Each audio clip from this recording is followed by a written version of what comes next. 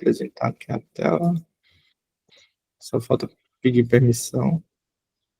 Aí. Tá, beleza, foi. E aí, pessoal, sejam todos bem-vindos aqui. Aqui é a Flutter Caxias do Sul.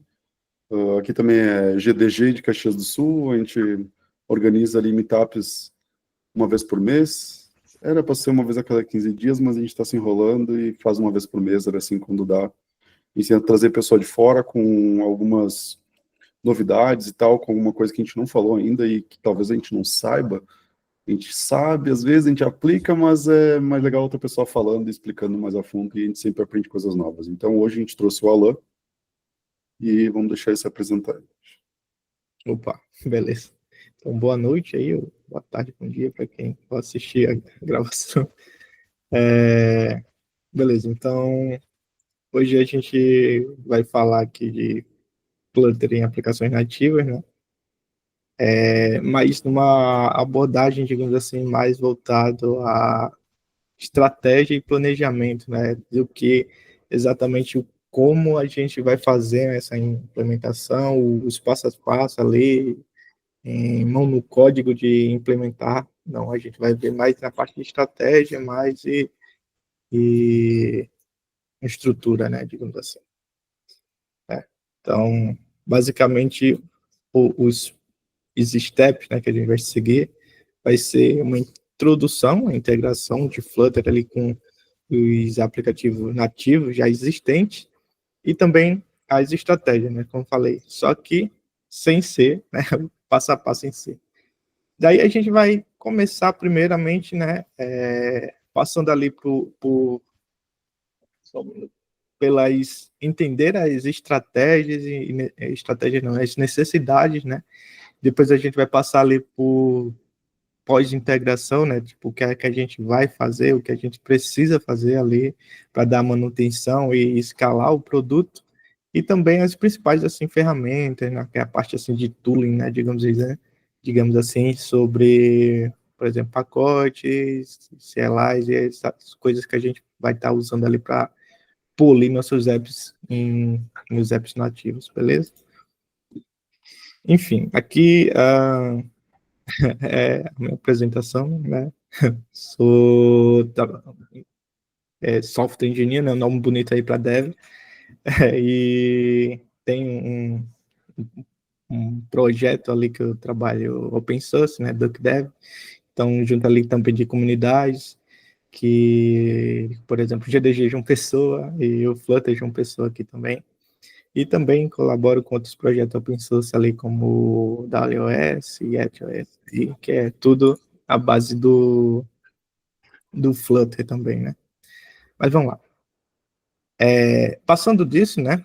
A gente vai passar pelo primeiro passo, que é entender ali como é que essa feature funciona, né? Na documentação ali do Flutter, o Flutter se refere como in-app feature, né? In-app application, que é uma integração embedada, digamos assim, né, do aplicativo Flutter, seja ele um módulo, alguma coisa assim, ou um aplicativo total ali dentro, um aplicativo Flutter mesmo, dentro de um aplicativo, seja ele para desktop, web e os mobiles, né, Android e iOS. Então, que já existe ali, digamos assim, a gente tem um aplicativo Android ou iOS na loja já publicado e tem vários anos e a gente quer mudar ele ali para Flutter ou quer adicionar um outro app, digamos assim, por exemplo, um exemplo real, né, que a gente trabalhou, que é um aplicativo que era uma corretora de criptomoeda e precisava de ter um aplicativo de bank, né, para você fazer transação em real, né, depositar seu real, depois converter ele em moeda ali, cripto, para fazer as transações em cripto. Então, você tinha um app em banking ali, em real, em Flutter, e a corretora de cripto nativo. Então, você conseguir fazer essa integração em um aplicativo só, né, com essa feature. E aí, a gente consegue fazer isso, né, junto com o Flutter Engine, que é, por exemplo, renderizar UI nas plataformas, e também a gente consegue fazer a execução de lógica compartilhada, né, tudo isso só usando Flutter e Dart mesmo. Beleza, mas aí, vamos lá. Qual seria o custo dessa implementação, né? Qual seria o custo, assim, para a gente como empresa ou como desenvolvedor mesmo, para a gente poder argumentar, né, num caso desse de implementação como essa. Então, as principais questões que vêm a partir dessa pergunta são, por exemplo, qual é a dificuldade, né, da gente fazer essa implementação? O quanto isso vai complicar o trabalho do meu time ali diariamente, né? Eu estava trabalhando ali com os desenvolvedores nativos, etc. Quanto o pessoal que já trabalha com nativo e tem todos os fluxos ali de CI/CD vai ser complicado com isso, né? Por exemplo. Então, como é que a gente vai ter as especificações do aplicativo em loja, né, que é uma coisa que a gente tem que pensar também. Por exemplo, a gente vai mudar permissões, vai ter que fazer outra coisa, vai piorar o fluxo de review toda vez que a gente fizer um release, coisa do tipo. E também quais são as implicações e limitações que a gente vai ter fazendo isso, né? Porque nem tudo é só flores, né? A gente vai ter um benefício, mas também a gente vai ter limitações e outras coisas. E o outro, né, a parte legal ali, que é quais são os benefícios. E daí a gente começa da parte da dificuldade de implementação, né? Então, de dificuldade de implementar é muito simples, né?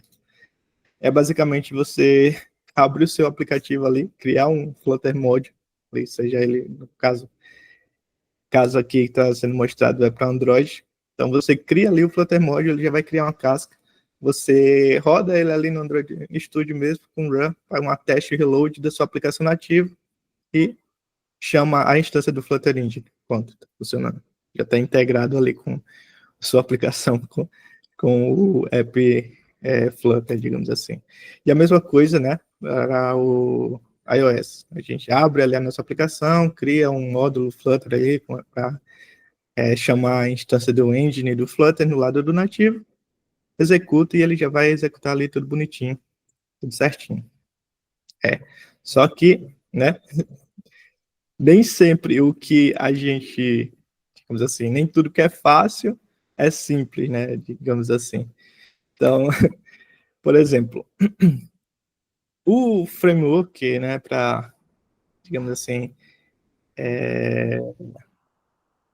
voltando um pouquinho, já estava explicando do framework, né, digamos assim, para fazer a integração do, do iOS com o Flutter com o iOS, a gente tem duas possibilidades de fazer a integração, né.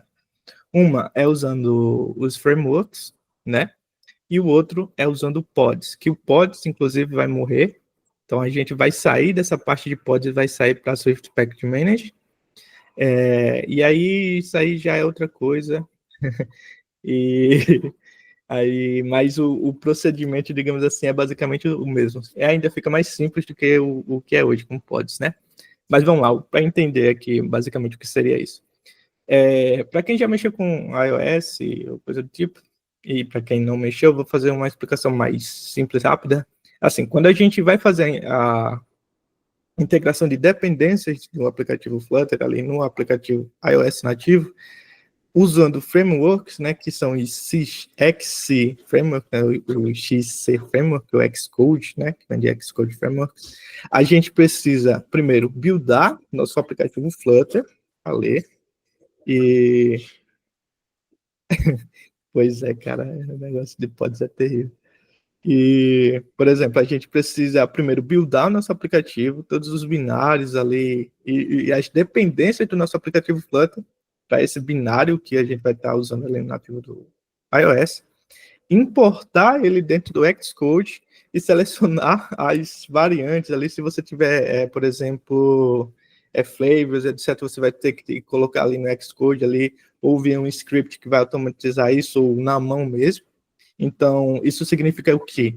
Toda vez que você gerar uma nova versão do seu código, do Flutter, né, digamos assim, você está com um planning release de uma semana, fez várias features ali, ou você está trabalhando no seu dia a dia ali, você vai precisar buildar o Flutter, integrar esses CC framework, se ele tiver com algum esquema de link dinâmico, ele já vai fazer ali, né, você vai configurar a primeira vez, mas toda vez que você fazer alteração no código, vai precisar buildar o seu código base para poder depois executar ali no lado do Xcode, né? Então, essa parte é um pouco complicada, né, quando a gente vê, só que, por exemplo, ele é bom no sentido de, tipo, tudo que o iOS vai precisar ali vai estar em binário, ele vai entender, ele vai se resolver, a não ser que tenha algum conflito de versão de Xcode, das outras dependências que o Flutter vai ter, etc. Mas vai estar mais clean, digamos assim. E não impacta diretamente a galera que vai trabalhar com nativo, digamos assim, num cenário onde tem dois times, né? Um time de Flutter e um time de nativo, né? Seja Android e iOS. Então, a galera que está lá trabalha e quando quiser pegar o código, isso vai ser feito no CI, no CD, por aí vai. Já o Pods, ele é bem mais simples. Inclusive, é o recomendado pela documentação, que vai ser substituído pelo o Swift Package Manager, que é simplesmente você adiciona sua referência do seu aplicativo Flutter, ali, do seu código, do módulo Flutter que você vai criar. Desculpa. No pods lá do seu projeto, faz um cocoa, um pods install, beleza, ele integrou ali tudo bonitinho e tá tudo certo. Na hora que você fizer alguma alteração no seu código Flutter, quiser executar, você só dá o play lá no Xcode, e o Xcode vai buildar o código-fonte nativo e o código Flutter junto, né? Então, não tem aquela necessidade de você buildar o código Flutter e depois fazer o build lá no seu Xcode, não. Ele se auto-resolve. E com o Swift Package Manager é melhor ainda, que você só vai adicionar um package ali, ponto, e adicionar a dependência ali, não vai precisar de fazer outros tipos de configurações, né? Bem mais simples. E daí, né, como eu falei, o Pods aqui é o recomendado. E para Android, a única limitação, digamos assim, que a gente teria com Android é que Android ele só suporta apps ou plugins, né, digamos assim. Ou seja, se meu aplicativo ele tem suporte para Android X, beleza. Ou seja, isso, se eu não me engano, é a API do Android 9. Então, a partir do Android 9, todos os aplicativos já exigem que esteja com o Android X habilitado, ou seja, a não ser que você tenha uma aplicação bem antiga e não está dando manutenção ela há muito tempo para publicar ela em loja, que você vai se desenquadrar desse requisito, né? E também as dependências que a gente vai estar utilizando nos nossos app Flutter ali, eles precisam ter o suporte na API do Flutter Plugin, né, que são estritamente não recomendados caso você for usar uma dependência dessa. Mas esse caso aqui também são casos estritamente, digamos assim, raros, né, que você vai estar dependendo de um pacote ou de um plugin aí que faça alguma coisa, uma conexão com algum IoT da vida, sei lá, que não vai ter esse cara aqui, né? Mas são casos extremamente... Mas, tipo assim, tu fala raramente, mas acontece muito, sabe? Que negócio, raramente acontece. Porque, tipo assim, tem empresa, eu já trabalhei em empresas aqui na cidade, que eles estão num Android muito antigo, porque eles têm que suportar, cara, na época lá, uns 6 anos atrás, agora não sei como é que tá, mas 6 anos atrás, foi tipo, quando eu saí e fui pro Flutter, eles precisavam suportar o Samsung Y, cara. Cara, Samsung Y, mano, olha a versão do Android que era, e funcionava o aplicativo deles, entendeu? E eles não podiam atualizar a versão lá do Android para mais para frente, porque ia parar de funcionar nos outros, sabe? Tipo, e eles tinham que ter, cara, pensa no negócio, e eles queriam tipo, lançar para os mais novos, mas não podiam largar o mais velho, sabe? E daí é aí que entra bastante esse negócio, tipo assim, tem muita empresa hoje grande que tem uns projetos muito grandes que se tu for migrar vai demorar meses até anos às vezes, que é muito cadastro, muito crude, e eles querem pegar e tipo criar uma tela nova, um módulo novo, eles já querem começar com uma partezinha do Flutter, sabe? Por isso que eu digo, tipo, é raro, mas acontece bastante, sabe? O errado, pessoal não quer dar manutenção no código antigo, mas ele quer criar coisas com tecnologia nova, sabe? tô ligado. Mas vai lá, vai lá. Mas é isso aí. Se não tiver esse requisito aqui, nem, nem rola, porque dor de cabeça para tentar resolver vai ser triste. As coisas que, nesse caso aqui, por exemplo, do Flutter Plugins, né, que são as dependências, beleza, você só pega ali, o seu código vira um fork seu, né, então, mas do Android X ali não rola. Mas bora lá, né? E aí a parte dos benefícios, né? Que é a parte mais legal, assim, para quem gosta de implementar coisas do zero, né? A parte boa, né? Claro, que é todos os benefícios que a gente tem de usar o Flutter, né? Que é praticamente é single code base, hot reload e por aí vai. Tudo que o Flutter vai ter ali, né? 60 FPS, por aí vai. Enfim. E outra parte interessante que dá para fazer com essa implementação, que até o ano passado, comecinho do ano passado, o React, pelo que eu tinha visto, não tinha suporte, por exemplo, que é essas múltiplas instâncias de Flutter, né? Você ter uma engine para controlar várias instâncias ali, como se fossem múltiplos apps dentro, né? Então, outras tecnologias, quando você vai trabalhar com isso, você tem uma só instância para controlar o estado e memória para aquele módulo ali que a gente vai tá trabalhando. No Flutter, não, a gente consegue ter uma engine, cada engine a gente criar abrir uma instância do Flutter e ter múltiplas engines, né? Então, cada engine, cada motor desse consegue segregar sua própria pilha de navegação, o estado, e por aí vai. E isso é bom porque bom porque toda vez que a gente for estar trabalhando com isso, sei lá, um certo módulo usa tanto de memória e de recurso do sistema, faz uma computação mais pesada ali no sistema operacional, e tudo isso é gerenciado naquele carinha ali, e o Flutter tem controle disso, então ele consegue estar economizando o recurso do sistema, né, como um todo. Beleza. Então, passando com o overview, né, a gente vai para as estratégias de integração, digamos assim, né? E o primeiro passo é a gente entender qual a necessidade do nosso produto, né? Então, a primeira coisa é dizer, isso aqui é realmente necessário, né? A gente é realmente necessário a gente fazer uma integração com o Flutter, né? Então, por exemplo, a gente precisa estudar, né, digamos assim, na hora que a gente vai fazer, antes de fazer isso, ver os pontos, como, por exemplo, os principais, né, que a gente tem. O app não é tão grande e é de baixa complexidade. Então, por que não a gente não considerar, né, reescrever o app todo do Flutter, né, com Flutter? Em vez de a gente fazer uma integração para fazer a migração para Flutter, por que não já reescrever ele, já que ele é pequeno e não tem tanta complexidade na Shield Crude, por aí vai, né?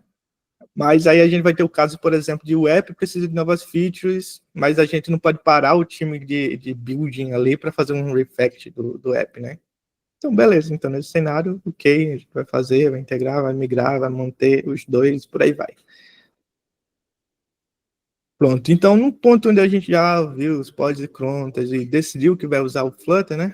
A gente vai começar a preparar a arquitetura, né? E depois preparar o Flutter, né? O motor do Flutter para executar.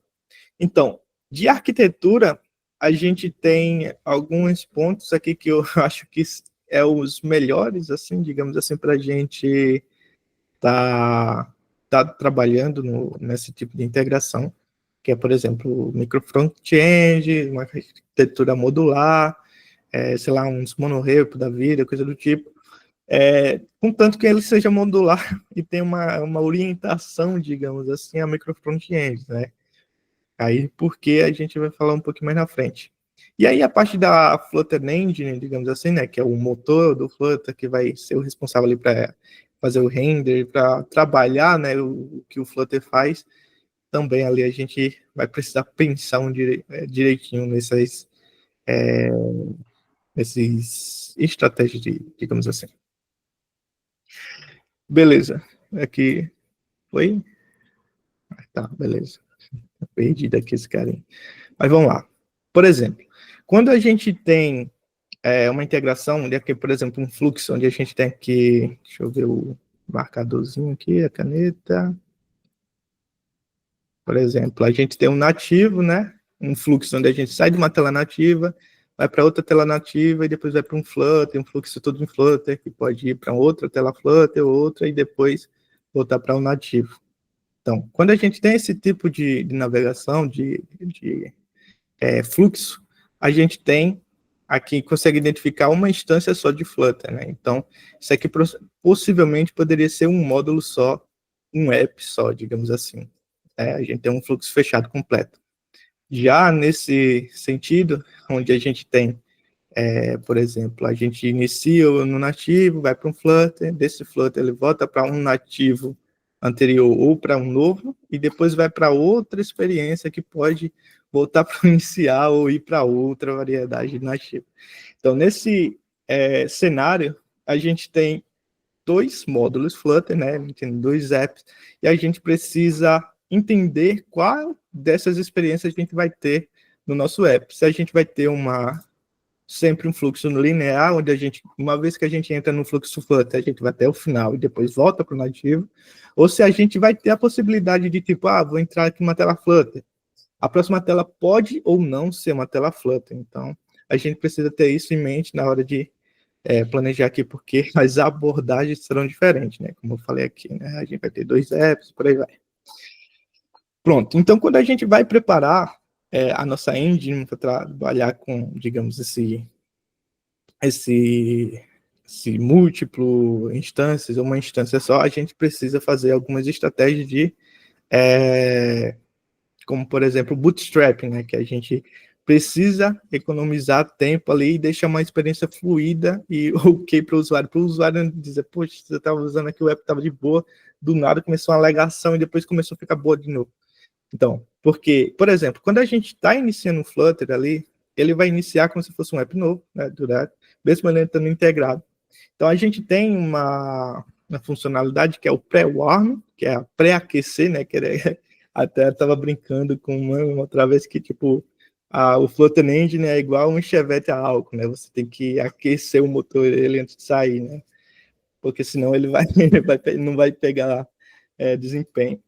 Então, por exemplo, quando de algumas estratégias aqui que a gente tem, né, para inicializar esse pré-warming, como aquecer o motor do Flutter, por exemplo, tem uma splash screen, e aí já faz um pré-warming do Flutter ali, para quando na hora que a gente for iniciar o Flutter, né, a gente não ter nenhum lag na hora de iniciar, porque o que acontecia muito, né, no começo ali das integrações, na hora que a gente inicializava o app, ia direto, e depois ia de um fluxo nativo para o fluxo Flutter, acontecia que a engine estava inicializando ali, então às vezes demorava aquela transição, que é, sei lá, 150 milissegundos, demorava 2 segundos, sabe? Alguns cenários. Então, é uma experiência que você não quer, né? Tipo, uma tela sai de uma tela para outra, demorar 2 segundos numa tela preta, uma tela branca, isso não é experiência que ninguém aceita, né? O design chora numa hora dessa. E aí, a gente consegue fazer isso, esse pré-warming, tanto para engines únicas quanto as engines múltiplas, né? E para isso aí, quando a gente for precisar nesse cenário, a gente usa um engine group aqui, que ele agrupa todo mundo numa engine só e aquece todos ali, né? Deixa preparada tudo. Beleza, e aí a gente vai falar, mas e os widgets, que é a parte de UI, como é que funciona, né, num cenário onde a gente está integrando o nativo? Então, o Flutter, ele tem um Flutter View, né, que ele pode ser utilizado ali, é uma view que ele pode ser utilizado tanto para a gente renderizar widgets, telas completas, componentes, reutilizar componentes de nativos e por aí vai, né? Como, por exemplo, a gente tem aqui uma tela nativa, onde a gente vai ter, sei lá, um trecho de um conjunto de componentes Flutter, né?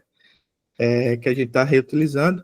E a gente pode ter também componentes separados Flutter. Então, digamos assim, num momento onde a gente está tendo um app que ele tem um design system, seu time, por algum motivo, vai começar a desenvolver design system do Flutter para depois desenvolver as experiências em Flutter, isso é funcional também, né? Você consegue migrar o design system do seu app nativo, fazer em Flutter, usar ele no seu app nativo, por aí vai. Tem um grauzinho de complexidade, mas é possível, né? Junto com o Flutter View. E aí, Uma dúvida. o contrário também... Oi? Uma dúvida. Esse Flutter View, ele fica na camada do Flutter ou do nativo? Ou é um componente do nativo? Ele fica como se fosse... ele é uma componente da camada do Flutter, né? Você só chama ali, digamos assim, igual quando você está no iOS, por exemplo. Você chama ali um botãozinho aí, chama engine do Flutter, né? Então, você cria ali, sei lá, um view da vida, e na hora de fazer um show, digamos assim, você chama a engine do Flutter, e aí ele vai jogar naquele espaço que você tem disponível ali. Entendi. Né? Ali meio que substitui a view que você, o Canva ali que você tá mandando, sabe? É interessante, legalzinho. E aí, o contrário também acontece aqui. Cadê? Perdi meu mouse. Ah, tá. Aí o contrário é que a gente também consegue. A gente, por exemplo, telas Flutter, onde a gente vai chamar os componentes ou conjunto ou telas nativo também. Aí também usando o Flutter View. Aí ele consegue fazer o render disso tudo. E aí a gente parte para a parte de arquitetura, né, digamos assim. Geralmente, isso aqui é mais, digamos assim, implementação pessoal, digamos assim, não é uma regra, né? Então, é mais que, digamos assim, um scratchbook, né? Tipo, a gente está fazendo aqui uma base, e aí você vê isso aqui, vê se faz sentido, e aí aplica mais ou menos isso ou não, mas é mais ou menos do que a gente vem aplicando e achou que ia fazer sentido, né? Por exemplo, uma camada de bridge, né, onde a gente vai ter ali o nosso app, Flutter, né, base, que vai ser o nosso Flutter Module, que é, digamos assim, um entry point, ali, é como se fosse uma ponte mesmo, né, um entry point para o nosso app Flutter. E a gente vai ter também os chains, né, os métodos chains e por aí vai, que é para fazer a comunicação com o nativo. E aí a gente tem a parte de camada ali onde a gente vai gerenciar os módulos, etc. Vai ser as ferramentas para manutenção, né, dos microfrontends. E também a gente tem a parte ali de planejamento de network, né. Por exemplo, a gente vai usar um cliente nativo ainda ou a gente vai usar um cliente Flutter, reescrever isso. E aí a gente vai passar. Por exemplo, isso aqui é um desenhozinho que a gente realmente usa. Por exemplo, a gente tem um host, que é o sistema operacional, né? Sei lá, nesse exemplo aqui, Android e iOS. A gente vai ter o Flutter Engine, que é a própria API, na hora que a gente adiciona ali no engine do nativo. E aí que a gente entra na parte do bridge, né? Que eu falei aqui, que eu mencionei, que é o entry point da nossa aplicação, como se fosse um Flutter Module. E nesse caso, que esse caso aqui, que é o Flutter Module, é lá quando a gente faz o Flutter Create, Template Module, que ele vai fazer o instanciar, vai ser o cara que vai comunicar entre a Flutter Engine no nativo e o aplicativo da gente mesmo, né? Que pode ser um Flutter Create que a gente usa mesmo. Que vai ser toda essa parte daqui. São os micro apps, né? Então isso aqui pode ser um app, isso aqui pode ser um package, ou todos pode ser um package, tudo gerenciado por esse cara, né? Na hora de a gente criar, e isso vai funcionar do mesmo jeito, certo? Então, meio que eu já passei por essas partes. E deixa eu ver. Pronto. Essa parte aqui eu falei, né? Que é o app, é o app que a gente cria lá, que tem o My App, o Run App, por aí vai. O Core aqui, por exemplo, seria mais ou menos ali numa ideia do clean code, digamos assim, onde a gente vai separar as coisas, mas sendo que não tem uma estrutura aqui, as features em si que teriam, né, digamos assim. Então, todos esses que estão em azulzinhos aqui seriam os packages que a gente ia centralizar coisas que façam mais sentido para cada camada, por exemplo. Core seria mais relacionado ali a funções essenciais do sistema, que é compartilhado por todo o app, né, digamos assim, literalmente core, né, ou seja, método channels, navegação, implementação de networking, coisa do tipo. A gente pode ter também a camada de network, que dependendo do jeito que a gente for fazer a implementação, pode ser uma chamada, né, basicamente um tradutor ali para um cliente nativo ou um cliente do Flutter, e aí a gente vai ver, né, porque tem questões de segurança também, se a gente vai usar, sei lá, o tipo de comunicação, em banco, por exemplo, a gente tem que ter muito cuidado com esse tipo de comunicação, já que é via mensagem ali do message chain, né, do dos chains. Então, é interessante a gente ter um cuidado de como vai fazer isso. E aí a gente também tem, por exemplo, a questão de usar ele, é um network totalmente ali do Flutter, sem precisar fazer uma ponte para navegações. No sentido que a gente vai primeiro usar um cliente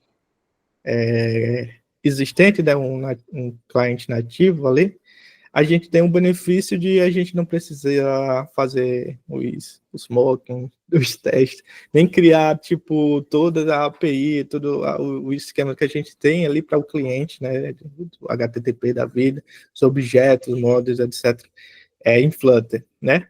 Mas aí a gente tem alguns pontos negativos aqui. Por exemplo, quando a gente tem um fluxo de dados muito alto, né? Ou tem dados que são muito grandes, sei lá, um JSON de 3.000 linhas, vai que você está trabalhando com gráfico ali, precisa mostrar vários pontos no gráfico ali, sei lá, de 1 ano, 5 anos, 10 anos, então o JSON que você vai receber vai ser basicamente desse jeito, né?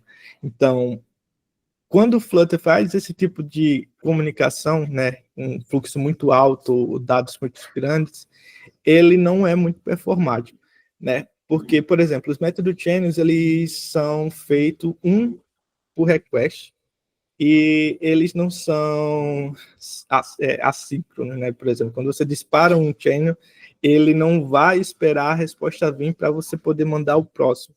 Se você tem várias mensagens ali sendo mandadas via channel, eles vão mandar tipo a mensagem 1, mensagem 2, e o nativo que vai cuspir a resposta, né? Não necessariamente a mesma ordem que o Flutter mandou. Então, pode ser que aconteça de que o dado que você estava esperando se perca ali no limbo entre a engine e o nativo, né?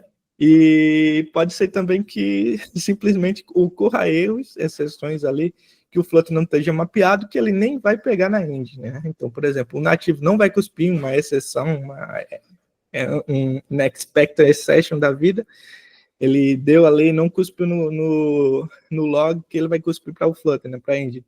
Só que a engine às vezes não pega isso, né? Então, isso seria a parte negativa de a gente estar utilizando isso. A parte boa é que a gente vai manter todas as partes de segurança, etc. Do lado do nativo, a gente não vai precisar reescrever, né? Mas o contra é a gente poder deixar nossos dados no limbo, né? Mas aí a gente tem a possibilidade também de voltar, por exemplo, de usar um client na Flutter, onde a gente vai ter que só reescrever o client do nosso lado do Flutter, criar os modelos, criar as requisições, por aí vai.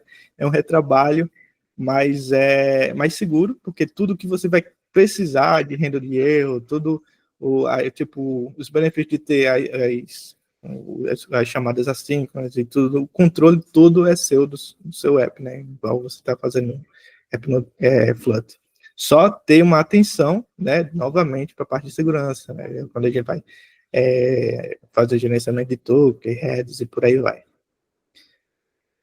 E aí a gente vai, né, para as camadas finais ali, digamos assim, que são shared features, que são justamente, né, as features do nosso app, né? Os shared são, digamos assim, um pacote que vai ter funcionalidades compartilhadas entre a camada de feature, que não necessariamente é essencial para o app como um todo, mas que é essencial para os módulos que a gente tem ali em feature, né? E as features, a gente pode, sei lá, expandir um pouco mais isso e ser, por exemplo, cada feature é um micro app, um package, ou só uma instância, uma chamada, né? Dependendo da estrutura que você vai fazer. Ele vai ter auth, home, por aí vai, né? E o shared pode ser, sei lá, um método channel específico de cada, de uma ou mais feature, assets, por aí vai, né? A gente centraliza as coisas. Beleza? E aí, para quem gosta de visualização em árvore, né? Então tem o mesmo esquema daqui. Aqui, né? Onde a gente vai ter, sei lá, o app, um projeto, né? O nosso app base ali que vai ser o Flutter Module, né? Com todas as variantes de flavor que a gente vai precisar. Ter o core, né? Com, sei lá, network, analytics, navegação, features, que são as funcionalidades mesmo, e sharded, as coisas compartilhadas, né?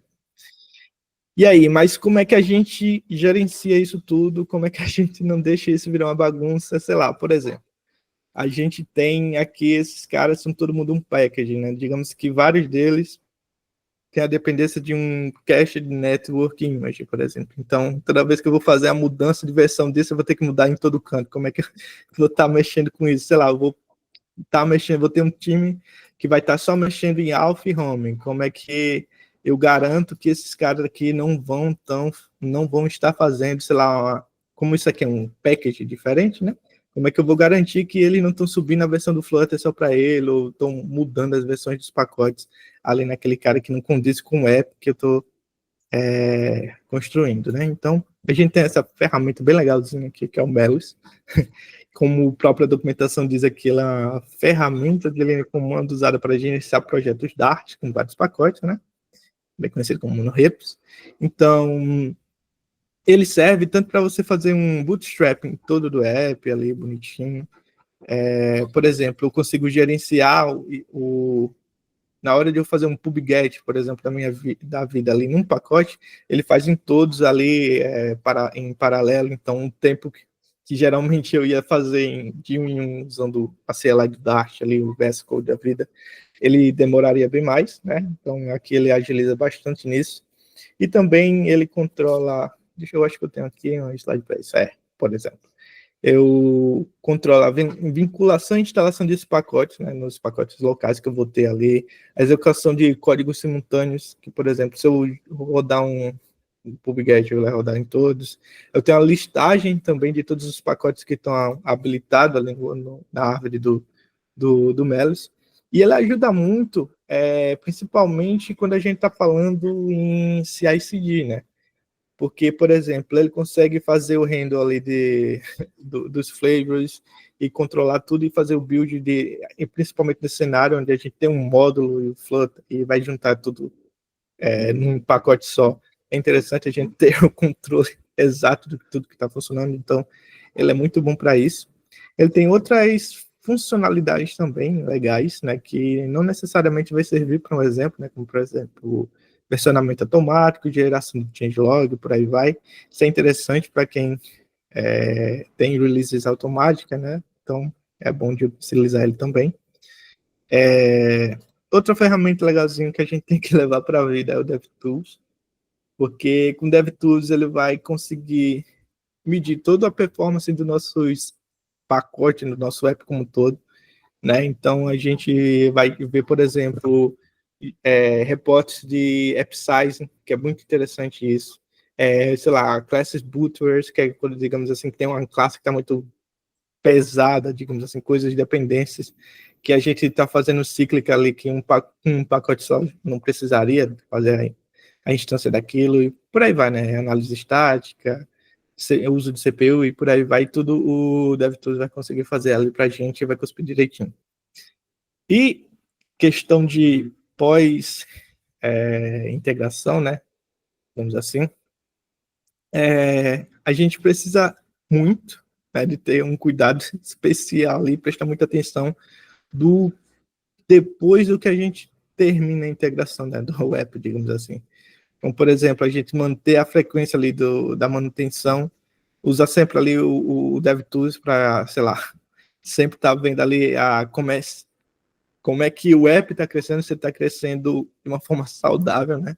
E algumas dicas são, por exemplo, olhar o app sizing do app, se de uma versão para outra o app size não subiu, e aí, porque já aconteceu cenários com que eu trabalhei que uma adição de uma feature dobrou o tamanho do app size do app, do nada, assim, por causa de uma dependência de um pacote de fazer caching de SVG, para você ver, dobrou o tamanho do app. O app sai de 60 MB para 110 MB, sabe?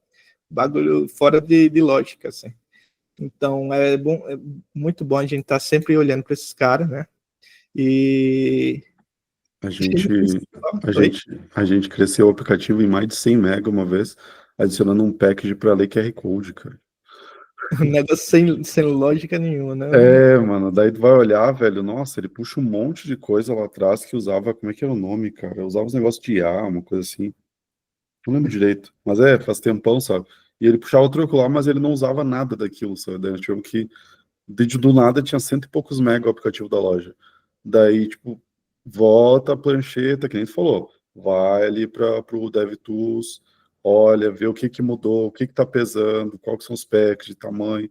Cara, daí a gente descobriu que era esse cara, daí a gente foi lá na loja, lá no PubDev, procurou um outros packs lá que não usava aquela dependência. Cara, agora eu não lembro como é que era o nome da dependência, cara. Putz, mas era alguma coisa tipo de IA. E daí a gente foi lá, procurou uma que não tivesse essa dependência, a gente trocou a ferramenta. Era só para ler um QR Code, cara, mas ele, nossa, não, porque pegar modelos, não sei o que. Não... Cara, é só um QR Code, pô. Mas Matar uma formiga com uma bazuca. exato, é. Por isso que a gente tem que olhar também os packages que a gente usa, né? Que é tipo, às vezes a Sim. gente pega o package que resolve um problema, que a gente falou, ó, só vai o cache do meu SVG, mas às vezes ele faz um monte de outras coisas que tu não usa, sabe? Sim, sim. E esse app nesse pacote em específico, ele fazia instância direta do pacote do SQLite, tá ligado? Então, meio que ele tinha um SQLite interno ali, buildado dentro dele, que ele gerenciava ele lá. E aí também tem outra coisa que nos testes ele quebrava por conta desse SQLite, ele quebrava com a versão direta do Flutter. Era um bagulho estranho. E aí, que última dica aqui, né? Não fazer gambiarra, porque a gambiarra ela vai resolver um problema ali que a gente vai ter. Ela vai dar ok, beleza. Só que depois disso aqui ela vira um monstro terrível, então evitar ao máximo. E tipo, não é como se tipo ele vai resolver só um ajustezinho aqui, né? Um workaround que né, a galera fala. É um bagulho que ele pega proporção pro lado do nativo também, né? Em muitos casos. Já sofri dores terríveis de cabeça por conta disso aqui. Mas e outra dica legal, aproveitando mais ou menos essa gancho do AppSize, né? É a gente ficar atento à parte de arquitetura de CPU, né? Que quando a gente builda ali nosso app, Flutter e por aí vai, a gente nunca se atenta em excluir as arquiteturas que a gente não vai usar ou a gente não tem público, né? Principalmente em aplicativos existentes que já são grandinhos e a gente está adicionando mais um app ali grandinho também. E no caso, né, esse caso real aqui que a gente teve também, que eu trouxe prints, foi esse carinha aqui, por exemplo. A gente tinha um app, que ele era um app financeiro e quando a gente adicionou o app Flutter, ele cresceu grandemente lá, que estava entrando no limite da loja. E a gente foi ver o que era e no estudo a gente viu que a gente poderia excluir algumas arquiteturas que estavam sendo muito pesadas ali no tamanho total do app, né? Que era essas aqui, a arquitetura x86, x86-64, né? E a ARM V7, que são os processadores Android de 32 bits, né? Os Android antigão. Então, a gente viu que tinha público para o x86, né, que era a galera que usava o aplicativo em emulador, só que não era o que a gente queria, né? A gente não quer um aplicativo de finanças sendo rodado no emulador, né? E também tinha alguma galera, mas era tipo 5 pessoas que não tinha uso frequente do Apple, eu acho que estava inativo, inclusive, que usava a arquitetura 32 bits, então a gente considerou como uma pessoa fez um upgrade de celular.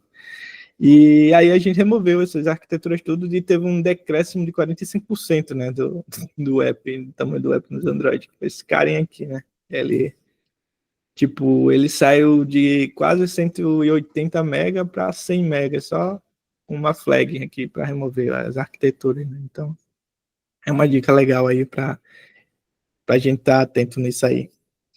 E é isso, eu acho. Acho que passei tudo, né? Passou uma hora aqui, né? E é só. Não, muito bom, muito bom. É isso, pessoal. Dúvidas? Perguntas agora. Acho que eu vou sair, né, mano? Assim, na hora das perguntas o cara vazou. Calma aí, vamos ver se ele volta. Aí, o cara chegou a fugir. Tá mutado agora, voltou até mutado. Não estamos te ouvindo. Fui Aí. tirar a tela, me tirei da. Cara, o cara acabou. Palestra. Não, É isso aí, pessoal. Falou. Vai embora. Se tiver dúvidas, guardem Olha para lá. si. É isso, cara. O Andrew ergueu a mão ali. Fala, Andrew. E aí, pessoal, beleza? Boa Beleza. noite. Boa noite. Bom, eu tô com uma dúvida, talvez eu tenha deixado passar no meio da palestra. Tipo, onde eu estou trabalhando hoje, eu estou com esse exato cenário. A gente tem um super app lá, e só que, tipo assim, a gente tem o pacote lá do Flutter interno, onde a gente está distribuindo para iOS e Android, só que esse pacote é compartilhado. Então, tipo assim, a gente desenvolve a feature lá, aí tem que pegar o Ctrl+C, Ctrl+V da feature e colar no outro repositório, para que as coisas funcionem. Aí a gente estava pensando em o quê? Distribuir esse pacote via PubDev mesmo, né? Então a gente coloca lá e simplesmente instala lá dentro de cada projeto. Aí não sei se você tem uma ideia, tipo, de uma possível outra abordagem melhor. Boa, boa. Então, dá para vocês fazerem, tipo, interno mesmo, em vez de fazer no PubDev, não sei se seria algo que... Eu acho que o PubDev, ele dá, né, para fazer É, a ele, publicação interna. isso. Ou até, tipo, a gente, na verdade, né, é não público, né? A gente colocava também no GitHub também, pegar o repositório pelo GitHub e tal. Pronto, dá tanto para fazer assim, né, que aí você usa os módulos ali para fazer a instância. Eita, a câmera morreu. Quanto fazer direto mesmo no app, em vez de usar, por exemplo, o próprio Melos ali da vida para chamar ali, sei lá, criar um pacote chamado package ali dentro mesmo.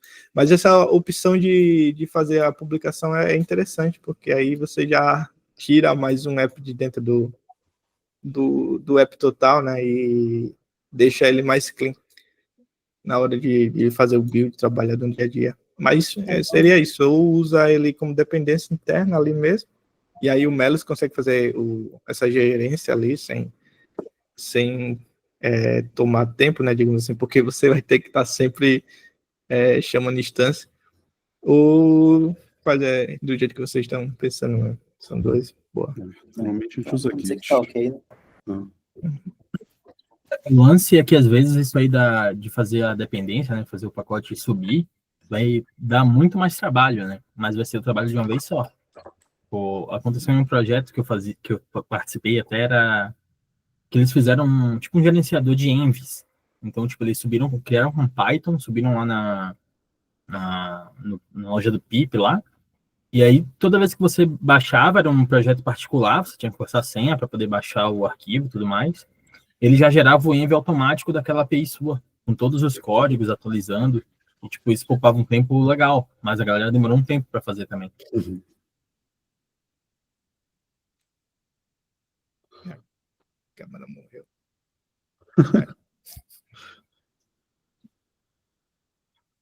Mais alguém?